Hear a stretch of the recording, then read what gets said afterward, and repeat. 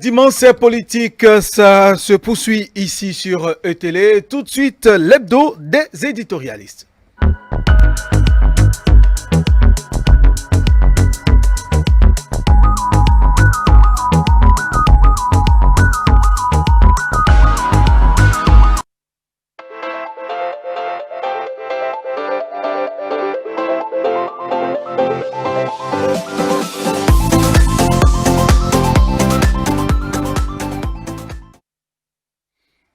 Voilà, nous y sommes donc l'hebdo des éditorialistes ce 23 août. Ils sont déjà sur le plateau, au plateau avec nous. Jacques Boko, bonjour. Bonjour Théodule, bonjour à toutes et bonjour à tous. Très bien, Jacques Boko, je rappelle que vous êtes journaliste, rédacteur en chef du quotidien Matin Libre. Tout à fait. Merci de répondre à notre invitation ce dimanche. C'est moi. Très bien.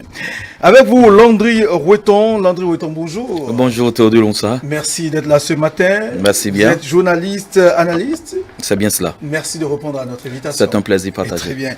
Et Félicien Fayon, journaliste au quotidien Le Matin. Et Félicien Fayon, bonjour. Bonjour Théodule et bonjour à tous les téléspectateurs. Très bien. Tout de suite, nous allons partir pour le choix des sujets. Chacun devra choisir l'actualité qui l'a marqué dans la semaine. Nous commençons par Jacques Boucor. Merci. C'est vrai que j'ai bien envie de choisir le sujet que je trouve commun, qu'est la décoration de notre héroïne, mais je vais laisser le soin à Félicien ou à mon cher ami d'en face de choisir ça. Que ce soit vous, André, Oui. bien sûr, ça va débattre. C'est un sujet très commun, Oui. donc je préfère aller soit du côté du Mali ou bien parler de l'an, de la fermeture de la frontière. Donc vous allez choisir soit entre le Mali. Non, c'est vous qui choisissez ce qui vous Je arrange. vous laisse le soin de choisir entre les deux sujets là, quoi. J'ai l'embarras de choix. Ah, vous avez l'embarras du choix. Ouais. Ok, d'accord. Landry Roueton, quelle est l'actualité qui vous a marqué dans la semaine? Moi, j'irai beaucoup plus du côté du Mali. Très bien. Bamako, sous les feux de la rampe, cette semaine-ci, c'est un débat croustillant. Et je trouve qu'en tant qu'analyste, on ne peut pas se dérober à ce sujet-là ce matin. Et j'espère bien qu'on y apportera notre grain de sel pour parfaire un tout petit peu ces analyses-là qui se font depuis quelques jours sur la prise par les putschistes, au Nigeria, pas au Nigeria, au Mali, Au Mali, oui. avec le départ de Ibeka. Ibeka. Oui. Très bien, merci. Donc, la démocratie au Mali, Bamako sous les feux de la rampe suite au coup d'État du mercredi. Vous appelez ça coup d'État? Moi, je préfère appeler ça coup de balai. Voilà. D'accord, on aura le temps d'en parler. Félicien Fayon, votre sujet, s'il vous plaît. Oui, c'est mon sujet, c'était le Mali. Puisque Jacques m'a déjà. Je préfère encore parler De Sakina, Aruna. Voilà, voilà. Parce Voilà. que j'ai compris que les deux sont sortis dans du pays. Il faudrait quand même qu'on reste au Bénin pour parler de Sakina. On parlera aussi de l'an. C'est elle qui fait l'actualité chez nous. La fermeture des frontières aussi, c'est au pays. Hein. Unilatérale. Voilà. D'accord, c'est donc choisi en un de la fermeture des frontières bénino-nigérianes. Et puis il y a la décoration de l'héroïne Sakinat, alors de chevalier national du Bénin. Nous allons en parler. Et puis parler également de la situation actuelle au Mali. Jacques Boko. Voilà, vous avez parlé de la décoration de l'héroïne Sakinat Harouna. Désormais, est-ce qu'on peut dire que le chef de l'État a entendu l'appel des Béninois, des uns et des autres, des associations qui ont appelé à cette reconnaissance de l'héroïne Sakinat? Absolument. Absolument. Le chef de l'État a écouté le cri de cœur, ou l'appel que ses compatriotes n'ont de cesse de lui lancer depuis le 3 août que cette dame a posé cet acte qu'on a qualifié d'héroïque. Depuis le 3 août que une radio du Septentrion, la radio Dima FM, a révélé cette dame. Je pense que le chef de l'État a bien compris, a pris la mesure de la situation parce qu'il fallait le faire, même si je trouve que on a un peu mis de temps à le faire. Ça devait être instantané, ça devrait être spontané. Pourquoi je le dis? Parce que il s'agit d'une compatriote qui a fait, c'est vrai, que d'autres peut-être font des actes en sourdine qu'on ne révèle pas. Il a fallu peut-être les réseaux sociaux aussi. Les réseaux sociaux n'avaient pas existé. S'il n'y avait pas une radio qui s'appelle peut-être Dima FM, on n'allait pas connaître cette dame-là. Mais je trouve que quand on compare un peu son acte à l'acte qu'un Malien, qu'on peut qualifier de nègre à Paris, a posé en sauvant un tout petit, qui était accroché à un immeuble dans les rues de la France. Il a posé l'acte un samedi et passé le week-end, le chef de l'État, Emmanuel Macron, l'a reçu aussitôt un lundi. Vous voyez, donc l'autre n'est même pas dans son pays, mais celle-ci est quand même dans son pays. C'est vrai, il faut saluer la spontanéité ou la réaction spontanée de la ministre en charge de la famille parce que elle fait partie des premières autorités à réagir sur les réseaux sociaux. J'ai lu à travers les posts de son proche collaborateur ici. Ce n'est pas parce qu'il est ici que je salue cela. J'avoue, je l'ai dit sur d'autres forums. J'ai apprécié, sauf qu'elle remettait ça à demain. Elle remettait la célébration de cette dame-là à demain parce que pour elle, il fallait attendre le 8 mars 2021 avant de célébrer Sakinat. C'était trop tard. Mais le chef de l'État a compris, l'a décoré. Mais avant lui aussi, il y a eu le préfet du Borgo. Vous l'avez aussi dit, il y a d'autres associations. Il y a même d'autres forums de discussion WhatsApp qui ont cotisé 250 000 francs par ici, tel montant par là, pour remettre à la dame pour ce tas, parce que une vie, c'est très important dans la vie. Pour un Français, vous ne pouvez pas imaginer le cheveu d'un Français quand ça tombe, c'est important pour ces nationalités-là. Moi, je me rappelle bien quand cette Américaine, cette volontaire a été assassinée dans la partie septentrionale du pays, tout le branle-bas que la diplomatie américaine a mis en place dans notre pays. Je me rappelle aussi quand un Français kidnappé à l'extérieur, comment le chef de l'État de la France prend à bras le corps cette situation. Donc je pense qu'une vie humaine, elle est sacrée, et cette dame qui n'a que 19 ans est allée jusqu'à en sauver 5, s'il vous plaît. S'il y avait peut-être 2 Sakina le jour-là, peut-être qu'on n'aurait pas déploré de mort. Je vais m'en arrêter là pour le moment. Très bien. Landry Breton, alors, à écouter Jacques Bokor, oui, ça a été fait, mais un peu en retard. Mais est-ce qu'il ne faudrait pas dire aujourd'hui, c'est une question de temps. Sakina qui est reconnu, reconnu dans l'ordre, reçu d'abord par le chef de l'État, c'est quand même un fait qui est fait et qui doit être célébré. Oui, c'est forcément un fait qui doit être célébré.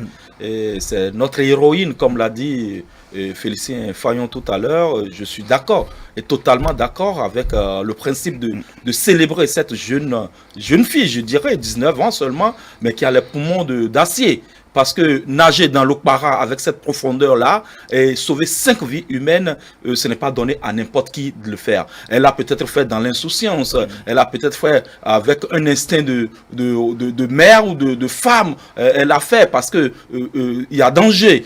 Il fallait se jeter à l'eau. Je me rappelle encore, comme si c'était hier, dans le fleuve Ouémé, je crois, il y a eu un naufrage. On a demandé à des pêcheurs d'aller sauver ces vies humaines, mais ces pêcheurs ont demandé de l'argent. Je ne sais pas si vous vous rappelez, oui, avant de se jeter à l'eau. Oui, mais celle-là, elle l'a fait spontanément. Elle ne s'attendait pas à ce qui est tout ce boucan autour de cet acte qu'elle a posé. Peut-être qu'elle en faisait, sans qu'on le sache. Peut-être qu'elle a eu à sauver d'autres personnes. Mais ça a attiré l'attention des gens. Je crois que sur le principe, il n'y a pas redit. Sur le principe, on ne peut que célébrer cet acte posé par cette jeune dame. On ne peut célébrer que le dynamisme de l'appareil gouvernemental à vouloir élever cette dame-là à ce rang de chevalier. Et quand j'entends Jacques dire on aurait pu le faire aussi rapidement que possible, je trouve une situation atténuante au gouvernement parce que le gouvernement était en congé.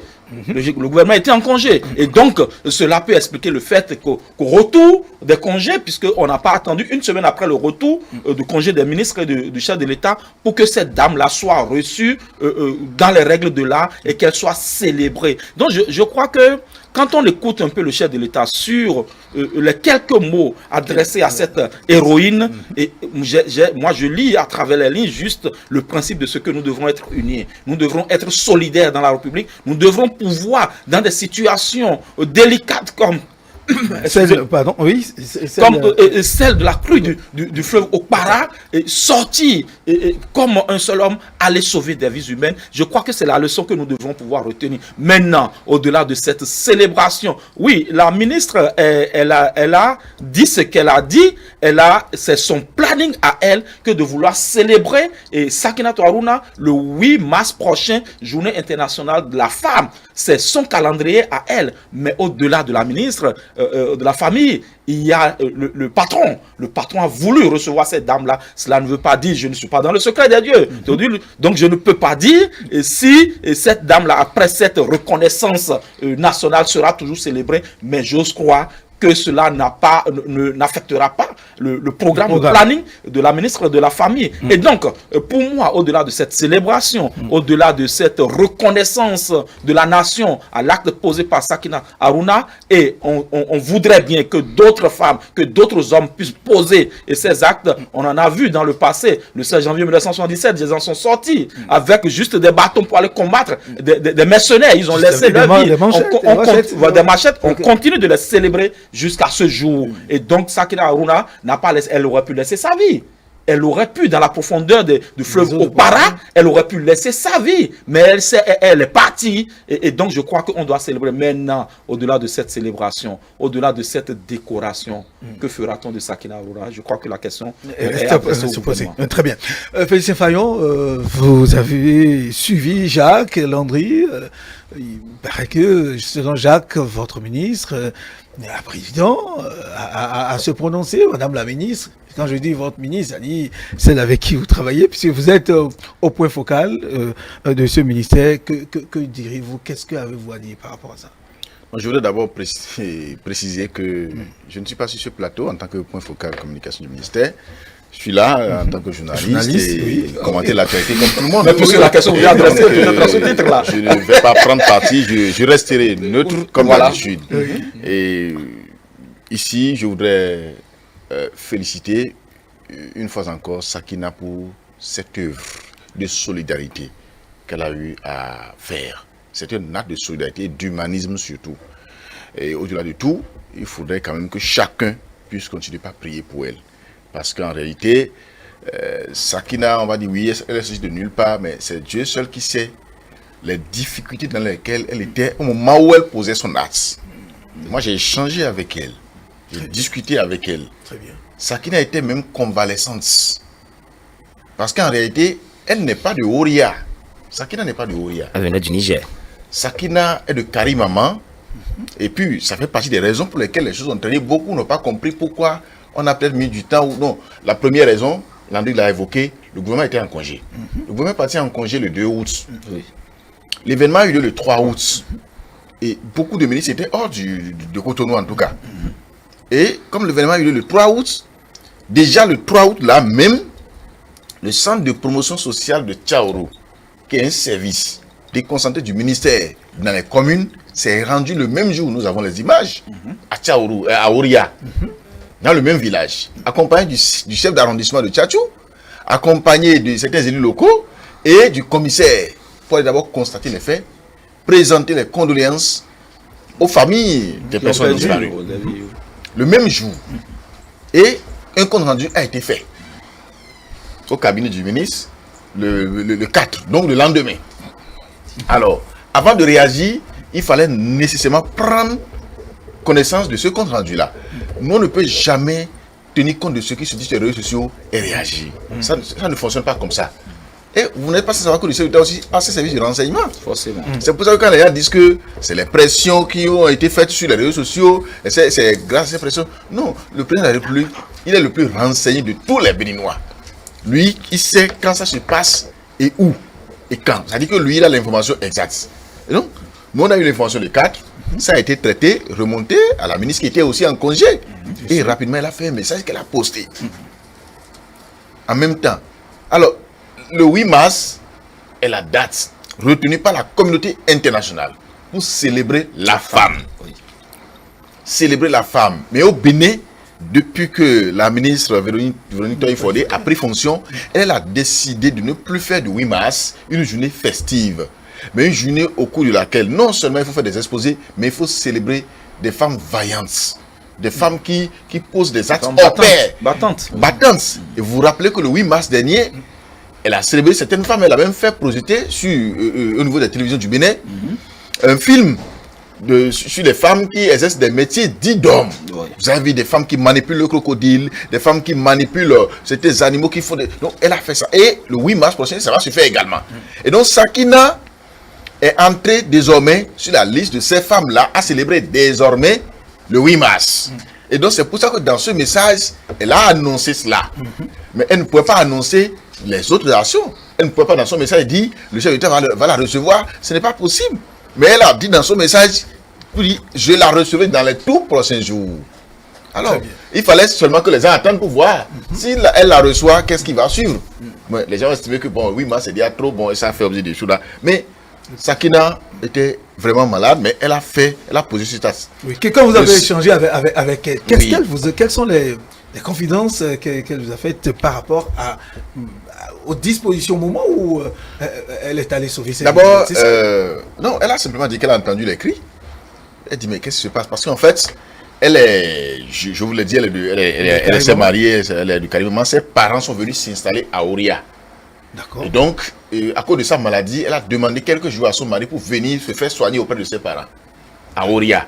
Donc, elle était à la maison, au bord du fleuve, quand elle a entendu les cris. Le coup du destin. Voilà. Donc, puisqu'elle avait l'habitude de nager, elle ne l'avait appris nulle part, mais elle sait quand même nager, elle dit que c'est depuis son enfance. Donc, il faut aller sauver les gens tout de suite. Elle ne savait pas combien ils étaient. Mais son problème, c'est qu'elle fait sortir ceux qui pouvaient être encore sauvés. Elle a pu sauver 5. Et la 6e personne, malheureusement, était un enfant, était déjà donc décédé. Et c'est fini. Et c'est 3-4 jours après que le reste des corps est venu au bord de l'eau et ils l'ont récupéré. Mais quand déjà au téléphone d'échanger avec elle, parce que pour lui dire de venir à Cotonou, il a fallu qu'on la supplie. Je le dis parce que en fait, pour elle, ce n'est pas un acte extraordinaire. C'est ça. Non, même à 2 jours de son voyage sur Cotonou, Sakina m'a dit au téléphone, mais qu'est-ce qui se passe? Je ne sais pas pourquoi est-ce que vous donnez tellement d'ampleur à cette affaire, parce que pour moi, c'est un acte ordinaire. C'est ça. Je ne sais pas pourquoi on me demande de venir à Cotonou. Elle a peut-être l'habitude de le faire. C'est ce qu'elle a dit. Et quand j'ai eu son mari était au Niger. J'ai appelé, moi j'ai eu son mari au téléphone, sur l'instruction de la ministre, bien sûr, qui était en congé. Mais son mari aussi dit, bon, lui aussi ne comprend rien. Ok, mais qu'ils vont venir. Parce que pour eux, c'est rien du tout. Ils sont arrivés et c'est la veille de leur arrivée qu'on leur a annoncé que le chef d'État va les recevoir. Alors que le président de la République avait déjà annoncé depuis le 5 au soir. Ça, c'est pour que les gens sachent. Ça. Le 5 au soir, le chef d'État avait déjà annoncé à qui le droit que lui, il recevra Sakina le 19. Ça, c'est peut-être un secret que je trahis, mais il fallait quand même le dire pour que les gens sachent qu'il était déjà annoncé. Vous savez que Patrice Talon, lui, il n'aime pas le bruit, il n'aime pas le populisme, il n'aime pas les pressions. Des gens peuvent tout dire, mais c'est que le calendrier, c'est le calendrier. Puis bon, lui, il a fait déjà son planning. Il avait déjà fait cette annonce. Le 19, je la reçois. Mais nous, on n'avait pas le devoir donc de vendre cette information. On ne voulait pas se laisser manipuler. Des gens criaient, ils disaient tout, mais il fallait garder l'information jusqu'à ce qu'il ne la reçoive. Il l'a reçu avec tous les honneurs qu'il faut. Cette distinction, elle n'a jamais eu lieu, elle n'a jamais été faite au Bénin. Ça dit que cette distinction, le titre a été donné, oui, à des gens, oui, mais c'est une distinction, je ne sais pas, extraordinaire. Oui.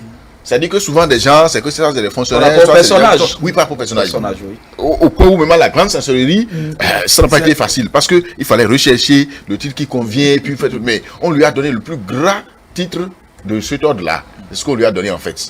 Et c'était donc la première. Et ça s'est mérité bien passé. À la présidence. Je vous ai dit à la présidence de la République, c'est là ça s'est passé. Et le chef d'État, quand il l'a reçu dans la salle, quand le chef d'État dans la salle, le chef d'État n'a pas appelé Madame Sakina. Il l'a appelé Madame la présidence. En même temps. Et dit, vous êtes présidence. Vous êtes présidente parce que l'acte que vous avez posé est un acte de faïence. Vous avez sauvé des vies humaines. Vous avez sauvé des 5 ans. compatriotes. 5 ans. Il a appelé Madame la Présidente. Si c'est qu'il fallait prendre par là pour devenir président de la République, je pense que vous l'êtes déjà. Malheureusement, c'est pas par cette voie qu'on élit les chefs d'État au Bénin. Non, peut-être que parmi les enfants qui ont été sauvés, il y en a un ne sait peut-être qui jamais. sera président de la République. Pourquoi pas? Pourquoi pas? Oui, pourquoi pas quelque chose J'avoue que je n'en fais pas une histoire. Et je suis tout à fait admiratif du geste qui a été posé par le gouvernement de mon pays. J'ai quand même suivi aussi les honneurs à elle rendus à l'héroïne dont on parle. J'ai vu, elle a pris par le tapis rouge, elle était dans la salle où les hôtes de marque sont reçus. C'est dans le fauteuil rouge. Donc, tout ce qu'il y a eu autour, c'est bien. Mais ce que nous disons, on ne met pas la pression sur le chef de l'État. Vous savez, l'homme est très important. Vous allez me dire que peut-être s'il y avait, comment il s'appelle, Donald Trump qui venait à Cotonou, le chef de l'État ne pouvait pas bousculer son agenda. Il ne pouvait pas venir. Il peut pas le venir. Il peut et se bien conformer au calendrier il du chef peut d'État bien aussi. le faire. C'est ça. L'autre chose, on fait des conseils extraordinaires. Le gouvernement peut se réunir de façon extraordinaire. Je me rappelle quand il y avait eu ce crash dans la mer 25 décembre. Vous allez me dire que parce que c'était un week-end ou bien c'était le jour de la Noël, que le gouvernement, quand des ministres sont à la maison, on les a appelés, ils ont foulé la berge. C'est tellement qu'on estime qu'il n'y avait pas urgence. Oui, bon, il y avait le c'est pour vous dire que c'est ça. Oh, il y a ça a été. Absolument, je suis d'accord avec vous. D'accord. Donc, ici, nous parlons de l'homme au cœur des préoccupations gouvernementales. Oui. C'est vrai, d'aucuns pourraient dire le temps mis pour la recevoir, ça n'a rien à voir. Mais, comme on le dit, quand la salive dure trop dans la bouche, ce n'est plus de la salive. Vous savez bien l'adage qui le dit en gros. Nendo, au d'intonoumé. Et maintenant, il débat. Donc, et ceux qui disent qu'il vaut mieux tard que jamais. donc l'autre chose, c'est ce qu'on ne remarque pas. Oui. D'autres vont dire que c'est du populisme. On ne sent pas cette préoccupation du chef de l'État. On ne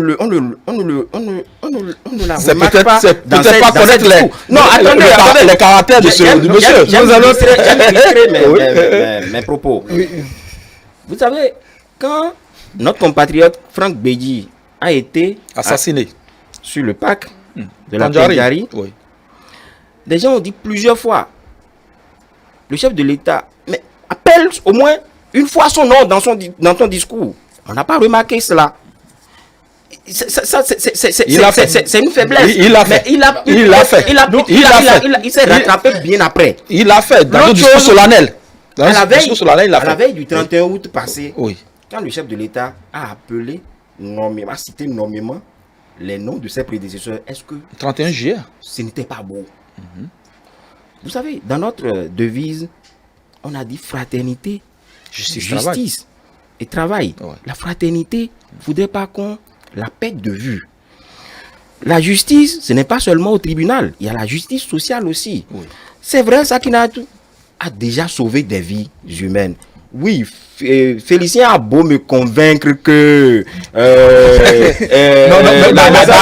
dame dont on parle, il faut le préciser, elle n'a pas été à l'école. Donc, pour elle peut-être ne voit pas les choses de la même façon que vous. Mais on peut la mener. La preuve, quand on l'a convaincue, elle ne s'est pas rendue au palais. Donc moi, j'aurais bien voulu que nous ressentions davantage cette spontanéité dans les gestes. Oui. Il n'était pas là, il ne pourrait pas être là. Comment ça a été je sais. Depuis le 6 là jusqu'au 19 où Sakina a été reçu, réunion sur réunion, direction de la communication, président, protocole, grand chancelier, ministère, tout ce qu'il y a eu. Donc on peut dire alors que Emmanuel Macron, lui, il a fait du populisme et les gens n'ont pas pu parler. la réception de Gassama au niveau de l'Élysée. Je pense que Je n'en fais pas une polémique, mais nous allons j'aurais bien s'il voulu vous plaît, qu'à l'avenir, oui, qu'on constate ces gens on n'est pas de spontanéité. fait comme Emmanuel Macron Je l'a ne- fait. je ne- Le Bénin a sa manière de ses vivre. réalités. Nous avons déjà rendu hommage à Sakina Quand ça dans l'arrange. les règles de l'art. Quand ça n'arrange Mais pas, merci, quand ça n'arrange chers quand ça n'arrange invités. quand ça n'arrange Chers pas, quand ça invités. n'arrange pas, quand ça n'arrange s'il vous quand ça plaît, n'arrange s'il vous plaît, Landry Weton, Jacques Bocor. Enfin de faire de comparaisons, mais quand ça arrange, on fait les Jacques comparaisons. Bocor, s'il vous plaît, nous allons évoluer, nous allons passer à un autre sujet. Ma question est restée en Oui, suspens. Après la décoration, qu'est-ce qu'on fait de Sakina Aruna? C'est quand même un point important. C'est quand même un point important. Je demande. Donc, vous avez suivi C'est- le message du chef de l'État le lendemain. C'est quand même un point Il y important. a quand même un message qui a été publié. Publié, oui, Le chef de l'État sur son- dit que Sakina est devenue une personnalité, qu'elle sera suivie partout où elle sera. Et Voilà. le ministre des Affaires sociales, le jour où elle voulait lui dire au revoir, le jeudi dernier à l'hôtel Ibis où elle a été hébergée, le ministre des Affaires sociales lui a dit, Madame Sakina, nos services vous suivent désormais. C'est Tout ce important. que vous voulez, tout ce dont vous avez besoin, que ce soit à Karimama ou à Tchaourou, il faut juste signaler cela et on vous répond systématiquement parce que mais elle est décorée désormais, elle Absolument. est devenue personnalité. Et donc, il y a ça derrière. Elle-même, elle a exprimé un vœu. Les gens disent il faut la mettre dans le groupe des sapeurs-pompiers. Non, La ça dame là. dit je suis marié et mon mari ne me laissera pas aller au-delà de la maison. Je vais faire du commerce. Et pour ça, le nécessaire a été fait. Et au-delà Oui, du suivi, il faudrait qu'on se préoccupe de la situation par rapport à nos eaux. Parce que c'est cyclique. Très bien. Chaque année, les mêmes phénomènes. Ça fera l'objet d'une autre Ah, causerie, absolument, d'un autre débat. Il y a pas de Merci. L'essentiel est déjà fait. En tout cas, Sakina est décorée. Elle est chevalière de l'Ordre national du Bénin et elle est suivie un peu partout. En tout cas, tout au long de sa vie. Merci donc à tout un chacun de vous. Nous allons passer à un autre sujet. Il s'agit de la fermeture des frontières bénino-nigérianes. Non, déjà que c'est fermé et pourtant le Bénin vit et ça vit bien, le Bénin respire et l'économie du Bénin évolue, marche normalement. Nous pouvons le dire. Oui, et on va le dire. C'est un sujet que nous n'allons pas escamoter. Et j'espère qu'on aura le temps d'aller en profondeur de tout ce qui a alimenté cette polémique, cette fermeture. Le 20 août 2019, on en était là le matin très tôt quand on a appris que le Nigeria a décidé de fermer unilatéralement. Je crois qu'il faudra souligner ce mot-là de trois traits. A décidé unilatéralement. Je ne sais pas ce que le Nigeria a fait de l'accord d'Abuja dans ce système-là en décidant de fermer alors que la cohabitation, le bon voisinage aurait voulu quand même qu'on établisse les mobiles pour lesquels ces frontières ont été fermées. Et pour peut-être dissimuler des choses, on a osé fermer aussi du côté du Nigeria, du Niger plutôt, et on a tenté de fermer du côté du Cameroun aussi. Et bon, l'un dans l'autre, tout le monde reconnaît que les transactions que le Nigeria a avec ces pays frontaliers, le Bénin en est pour 70% de transactions économiques. Et tout de suite, ce qui nous a été avancé comme argument, puisque en tant que journaliste, nous avions fait une expédition sur la frontière de Sémékraké, juste au lendemain de la fermeture de cette frontière, même les douaniers nigériens n'étaient pas imprégnés de la situation. Ils ne maîtrisaient pas grand-chose, ils ne savaient pas. On en était là du côté du Bénin et quand un courrier est parvenu à la douane béninoise et j'ai lu le courrier de façon transversale, il était dit que c'est pour des raisons terroristes que le Nigeria a décidé de faire fermer ses frontières. Comme si ces terroristes ne pouvaient pas passer du Nigeria au Bénin, même si les frontières étaient... Et quelques jours après, je vais avancer, quelques jours après, on a avancé d'autres arguments. C'est la transaction du riz, la transaction frauduleuse du riz vers le Nigeria et d'autres produits connexes vers le Nigeria qui ont amené ces autorités à vouloir fermer. Et après encore, on nous a dit que c'est parce que des universités donnent des diplômes de façon frauduleuse, non reconnus aux étudiants nigérians, alors que c'est ceux-là C'est des cadres qui demain vont développer. Donc je dis, c'était un micmac, c'était un flou total, c'était un imbroglio. On n'a pas compris et ce qui pouvait amener les autorités nigérianes. Suivez mon regard, je voudrais parler sur ce terrain-là. On a entendu beaucoup de choses se dire. Mais l'un dans l'autre aujourd'hui, je crois que le Bénin a tiré le son de la fermeture de cette frontière-là. Un an après,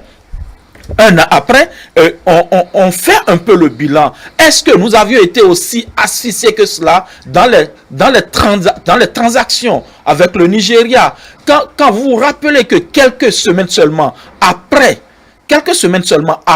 la fermeture de ces frontières-là, des expéditions sont venues, des expéditions pas formelles sont venues du Nigeria pour venir faire harakiri sur notre production de riz, pas notre production, sur ce que les commerçants avaient en stock. Vous vous rappelez cette histoire-là où des gens sont venus en armes, sont venus voler, je vais le dire, il faut oser dire les choses telles qu'elles sont, venus prendre du riz de force chez les commerçants nigériens à la frontière de Semekrake. Ça fait tout un scandale de ce côté. On a voulu tirer sur les ficelles diplomatiques en son temps et puis après ça s'est calmé. Un peu pour dire, si ce n'est que les raisons de transaction du riz, le Nigeria, aux dernières nouvelles, Oui, je très peux rapidement. continuer? Très rapidement. Oui, c'est un sujet qui me passionne plus ou moins parce que j'y ai travaillé là-dessus. Je dis, mais le Nigeria, même avec ses 200 millions d'habitants aujourd'hui estimés, 200 millions d'habitants aujourd'hui, et avec toutes ces réformes agraires, ne peuvent pas nourrir ne peut pas nourrir toute la population nigériane. Ils sont obligés de se retourner vers des pays limitrophes tels que le Bénin qui fait 70% de transactions économiques avec le Nigeria pour se nourrir. Donc je crois que c'est un sujet intéressant sur lequel on va peut-être... Oui, Félicien Fayon, aujourd'hui, au regard de toutes ces analyses, est-ce que vous pensez que cette fermeture était opportune? Je dirais oui. Non. Oui, parce qu'il fallait amener certains commerçants indélicats du Bénin à se mettre en règle. Parce qu'il faut avouer que le Nigeria, depuis longtemps, avait toujours demandé au Bénin de faire en sorte que les produits qui doivent venir dans leur pays, là-bas au Nigeria, soient des produits fabriqués au Bénin. C'est-à-dire que si c'est du riz, que ce soit du riz produit au Bénin. Si c'est de l'huile, que ce soit de l'huile produit au Bénin, de l'œuf, ainsi de suite. Et il y a eu un accord qui a été signé depuis plusieurs années au temps même du président Kérékou, où des produits qui doivent transiter entre les deux pays, bien être échangés entre les deux pays, sont listés. Il y a même des produits qui sont interdits d'importation au Nigeria. L'œuf, le riz, l'huile, c'est interdit d'importation au Nigeria. C'est là, si vous allez sur le net, c'est là. Moi, je travaille sur le sujet en 2015, en 2016, en 2017. Malheureusement, certains commerçants béninois ont continué par faire entrer ces produits-là de façon frauduleuse au Nigeria. Le gouvernement nigérien, effectivement, avait fait beaucoup de démarches. C'est pour ça qu'au temps du président Boni Ahi, il fermait, ou il menaçait de fermer. Le président n'avait plus, au lieu de régler le problème une fois pour de bon, allait juste négocier, on ouvre les frontières, et puis ça reprend les mêmes choses. Alors, le président Patrice Talon, quand la situation est arrivée, a bien fait de se taire. Mais en envoyant les diplomates aller négocier. Certainement, il a pris connaissance de la situation. Et ce qui est des opérateurs économiques béninois, je crois que c'est réglé aujourd'hui. Aucun opérateur économique béninois ne peut aller encore importer du riz à faire transiter par le Bénin pour aller au Nigeria. Ils vont passer par où? Donc ça, c'est réglé.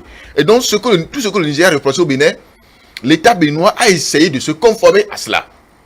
Malheureusement, les frontières sont restées fermées. Pour rien du tout, on ne sait pas pourquoi, mais c'est après qu'on a compris qu'en réalité, il y a d'autres raisons politiques certainement qui sont derrière cela. Parce que quand on avance comme argument le terrorisme et autres, entre le Bénin et le Nigeria, lequel des deux pays est beaucoup plus menacé par le terrorisme? Si ce n'est pas le Nigeria. Donc le Bénin en réalité n'en est pour rien. C'est pour ça que moi j'ai lu après des raisons politiques, sinon politiciennes, derrière la fermeture des frontières entre le Nigeria et le Bénin. Sinon que le Bénin a essayé de jouer, le Bénin a joué sa partition. Le Bénin a essayé de régler les douaniers aujourd'hui pour qu'il y ait des sortes, tout ce qu'ils ont demandé, selon les informations que j'ai, le Bénin a joué sa partition et est prêt. Mais les gens refusent d'ouvrir jusque-là. Mais aujourd'hui, je crois que notre pays a réussi à se rendre indépendant. Quoi qu'on dise, ça dit que parce que c'est clair qu'il y a certaines catégories de personnes qui aujourd'hui souffrent de cette fermeture-là, ça il faut le reconnaître. C'est clair. Mais notre pays, par exemple, là où on nous attendait, vous avez aujourd'hui, à cause de cette fermeture-là, nous avons des stations-service qui sont dans le pays. un peu partout, même si ce n'est pas encore suffisant. Aujourd'hui, nous avons repris l'habitude d'aller à la pompe prendre de l'essence. Et au point où, même leur paillot, leur essence frelaté qui nous faisait parvenir ici, là, c'est là, mais beaucoup ne s'intéressent plus trop parce que c'est là. Et là aussi, les prix sont contrôlés. Les prix sont contrôlés, c'est clair désormais. Et il y a même certains produits encore qui quittaient le Nigeria pour ici. Aujourd'hui, c'est eux qui courent pour faire entrer ces produits-là sur notre territoire. En tout cas, le Bénin aujourd'hui, les Béninois aujourd'hui ne sont plus pressés, d'accord, d'aller faire du commerce au Nigeria. Si ce n'est pas le Nigeria qui cherche peut-être des moyens pour faire déverser leurs produits sur notre territoire. Oui, Jacques Boko, dites-nous, est-ce qu'aujourd'hui, le Bénin, au regard de tout ce qui est dit, tout ce qu'on constate aujourd'hui, est-ce que le Bénin peut se passer du Nigeria complètement aujourd'hui, au regard de tout ce qui s'est passé? L'économie béninoise se porte quand même bien. Peut-être dans l'apparence, l'économie béninoise se porte mieux. C'est vrai que nos autorités nous l'ont dit, et dans les discours, on l'entend souvent, que nous sommes désormais résilients. C'est le mot qu'on emploie. Mais je pense que Félicien a bien fait de bien dépeindre la situation. Au départ, il y a quand même une sorte de vérité dans ce que le Nigeria nous reprochait à l'époque. On a listé un certain nombre de produits et de marchandises qu'on ne doit plus laisser passer au niveau des frontières. Il a dit qu'on a essayé de se conformer. À quel point, là où je suis présentement, je ne peux pas vous le dire. Si les frontières sont restées fermées jusqu'à aujourd'hui, j'avoue, je n'ai pas d'autres informations que ce que je viens d'apprendre ici. Maintenant, si nous avons essayé de nous conformer, pourquoi on continue de garder fermées les frontières? Il a tenté de dire que certainement il y a des raisons politiques qui sont, disons, sous-jacentes. Mais si dans l'apparence on tente d'être résilient, il l'a aussi dit, et je partage entièrement, il y a une catégorie de citoyens qui en payent le prix. C'est vrai, quand la situation s'est produite, dans un premier temps, on a eu vent d'un gap d'un certain nombre de milliards que nous perdons chaque jour. Est-ce que on a pu combler aujourd'hui ce gap-là? Est-ce que c'est parce que il y a ce trou que nous allons régulièrement sur le marché lever des fonds désormais? Oui, nous sommes dans l'apparence résilients, mais à combien était vendue par exemple une serrure de porte qui quittait le Nigeria il y a un an? À combien cette serrure est vendue aujourd'hui? L'essence Payor, moi, j'ai quand même eu des vendeurs qui m'ont fait des confessions. Ah, nous avons la pression de nos chefs qui nous demandent, au lieu de vendre ça à 350, de ramener ça à près de 500. Ouais, ce qui est normal. Pour que ça s'équilibre au niveau des stations, pour que les stations ne subissent pas de dommages. Donc, voilà la résilience. Voilà la résilience. Ça veut dire que le Bénin se comporte comme ce Django debout, mais on lui tape sur les testicules. Il sourit pour montrer l'apparence que ça ne lui fait pas mal. Maintenant, jusqu'à quand? C'est cela. D'où la nécessité. D'où la nécessité de peut-être poursuivre, de maintenir le dialogue. L'autre chose, de chercher à ce que, par rapport à certains produits, que nous ne soyons pas trop dépendants du géant de l'Est, parce que qu'on le veuille ou non, c'est un grand marché. On ne peut pas ne pas composer avec le Nigeria. C'est faux. Un autre discours serait un discours politique.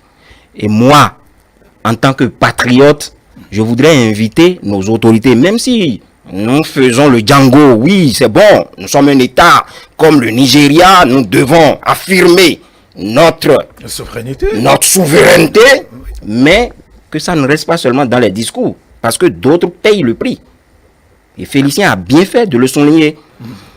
On n'est pas logé à la même enseigne. Il y a des gens qui vont dans des supermarchés faire des emplettes. Oui.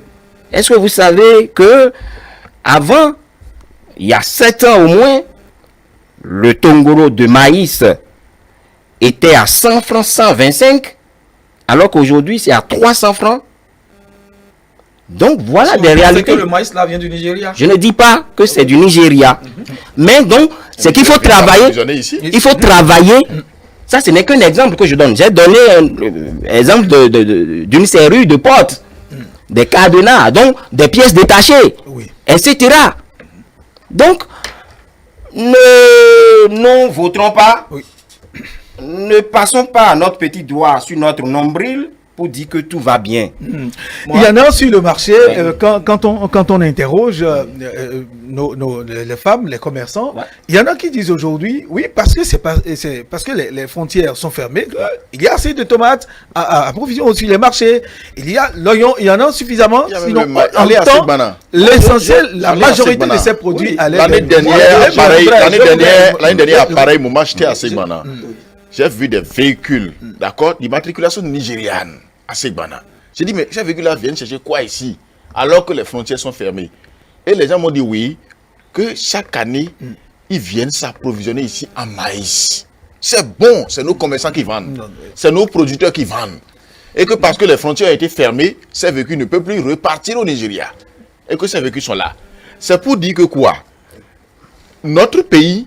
Aujourd'hui, notre pays, jusqu'à un passé récent, manquait de produits. À l'intérieur, c'est le Nigeria qui venait vider tout.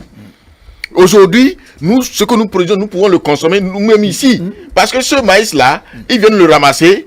Et nous, quelques mois plus tard, nous-mêmes, on commence par acheter du maïs importé du Togo, importé du Niger, ainsi de suite. Ce qui n'est pas normal. La tomate également. Et donc, nous-mêmes, nous devons d'abord travailler à nous autosuffire, puis ensuite voir maintenant à qui est-ce que nous allons vendre notre produit. Si on estime que c'est à cause peut-être, je le dis parce qu'effectivement, chez nous, il y a de l'incivisme et de l'indélicatesse de certains Béninois, de certains acteurs qui travaillent entre le Bénin et le Nigeria, et que la frontière a été fermée. Ok, d'accord. Et entre le Cameroun et le Nigeria alors, et entre le Niger et le Nigeria alors, pourquoi est-ce que le Nigeria n'a pas ouvert ses frontières avec ces autres pays? Et les frontières sont toujours restées fermées. Est-ce que c'est toujours à cause du Bénin? Non, je crois que en 30 secondes pour qu'on puisse Félicien m'a acheté mon tour de parole, mais bon, c'est pas bien grave. Non, je crois que sur la question, on va être très rationnel. Et l'un dans l'autre, Félicien a dit tout à l'heure, nous avions essayé de satisfaire les désirata du Nigeria. Et pourtant, les frontières sont fermées. Donc ce n'est plus du fait du gouvernement béninois que ces frontières-là soient fermées, je suppose. A priori. Parce que, non, je suppose parce que vous avez dit on fait le Django. Si on a fait le Django, si on ne faisait le Django, on n'allait pas se conformer à ce qu'ils ont dit. Et pourtant, donc je me rabats sur la thèse de Félicien qui pense qu'il y a d'autres mobiles. Maintenant, l'un dans l'autre, vous pensez que quand nous prenons les agrégats macroéconomiques aujourd'hui, dans cette transaction avec le Nigeria, qui gagne? C'est le Nigeria ou le Bénin? Je crois que c'est le Nigeria. Qui gagne. C'est le Nigeria qui gagne. Nous voyons peut-être les petites vendeuses, ceux qui font les petits commerces aux abords et machin.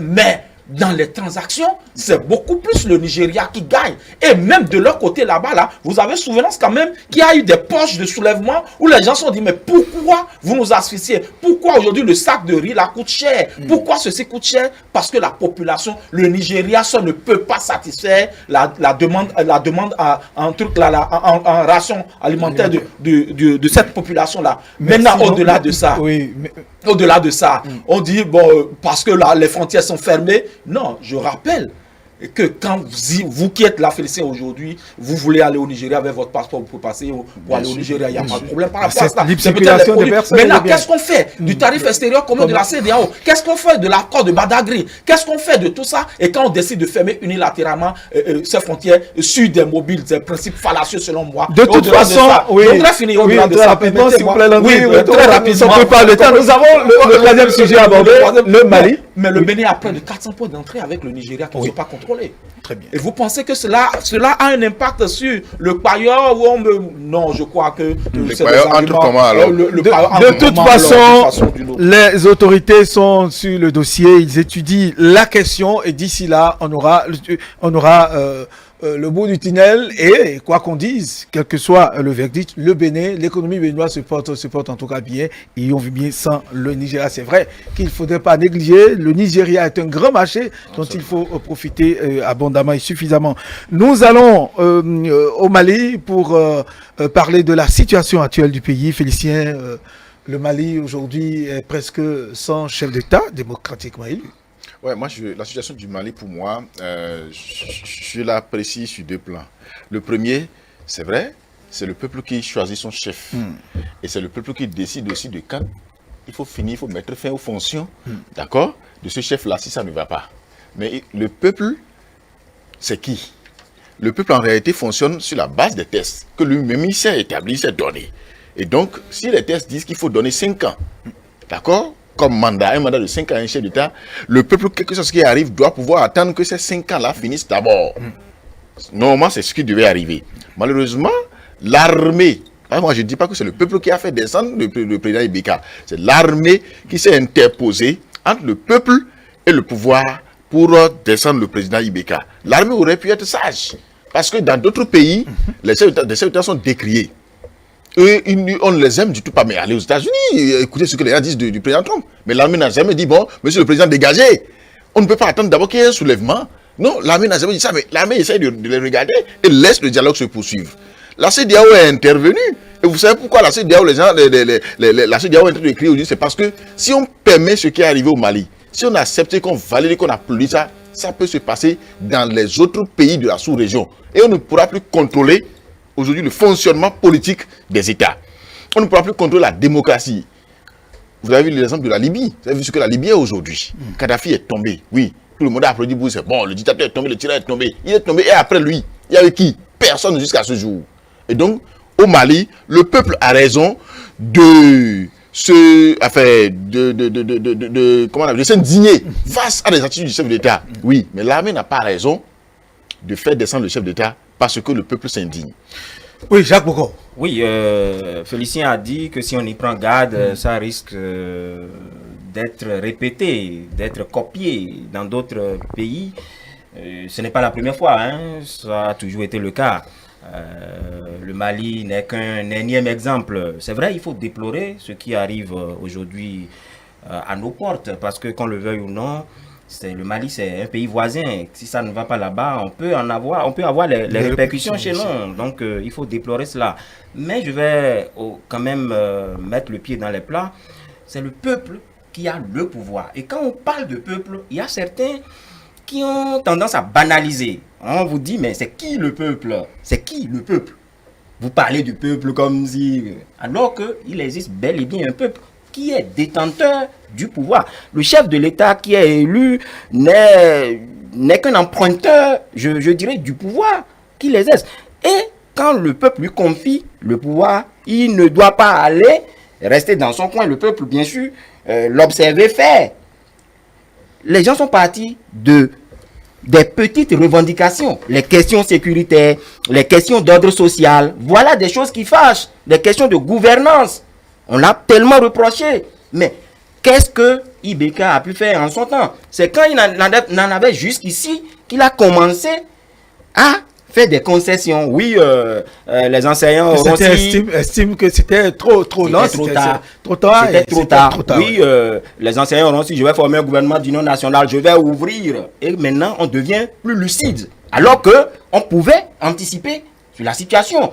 L'autre chose, c'est que les institutions que nous avons, je ne veux pas aller loin, qui fonctionnent comme des gadgets, on ne les voit pas souvent. C'est quand il y a péril qu'on commence à les voir.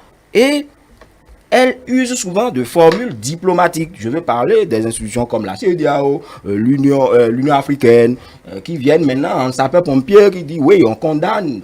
Moi, je vois ces condamnations-là comme des formules ou du formalisme. Du formalisme.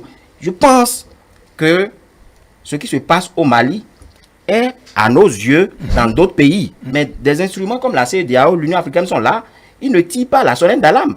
Nous avons ces situations-là qui couvrent dans d'autres pays. Je ne veux pas les citer ici, vous les connaissez très bien, où des questions de mandat se posent. Très bien. Donc, je voudrais exhorter les dirigeants, si j'ai peut-être cette voix-là, d'exhorter à vraiment écouter ce que disent ceux qui leur confient le pouvoir dont ils sont détenteurs. Vous voyez tout le désordre qu'il y a eu chez lui. Qui pouvait vous dire qu'il y a une semaine en arrière, un quidam pouvait mettre son pied au bord de la piscine d'Ibeka. Ça devient un patrimoine de tout le monde et on en fait ce qu'on veut. C'est du désordre. C'est du désordre. On ne voudrait pas aller là. Mais quand ça ne va pas aussi, c'est vrai, ce n'est pas encouragé, mais l'armée est obligée de rétablir l'ordre. Et c'est ce que nous vivons. Très bien. Landry Weton, votre réaction sur la question? Je vous vois faire la main comme si c'était fini déjà cette émission. Non, nous en avons encore pour 3 bonnes minutes. Oui, je vais peut-être rester sur ma fin. Mais je ne suis pas totalement d'accord avec Félicien Fayon sur la question. C'est vrai, c'est son analyse de la situation. Il trouve qu'on ne devrait pas laisser l'armée s'interposer entre le peuple et les dirigeants. C'est peut-être pas un exemple. Il a condamné ça. Non. Je dis, c'est peut-être pas un exemple à souhaiter, mais quand on se retrouve dans la situation du Mali, qui n'est pas forcément une situation comparable à d'autres situations, les gens ont parlé du Burkina, Comparo n'est pas parti avec les mêmes mobiles. Et je vous dirais, parce que je me fais un peu les âmes en géopolitique et stratégie en Afrique, et je vous dirais que ces putschistes sont venus sauver le Mali. Les gens ne peuvent pas savoir de quoi il s'agit. La Barkhane a surpris des conversations des djihadistes qui s'étaient déjà préparés pour descendre sur Bamako. Ce que je vous dis, ce n'est pas un secret de polichinelle. Ceux qui sont portés sur la question vous le diront. Les djihadistes, si ce n'est pas que ces dernières semaines, ils ont été affectés par la vague du Covid qui est passée par le Maroc et l'Algérie, la Mauritanie, parce qu'ils ont frontière avec ces pays. Les djihadistes, ils ont mis un peu de mémoire, mais ils étaient déjà prêts à descendre sur Bamako avec la grosse artillerie. Et quand ils descendent, on sait ce que ça veut dire. Parce qu'ils ne comprenaient plus la politique. Moi, je dirais que le président Ibeka a commis un parricide. Vous me direz que c'est peut-être trop fort. Oui, et puis c'est cela. C'est cela. Oui, c'est cela.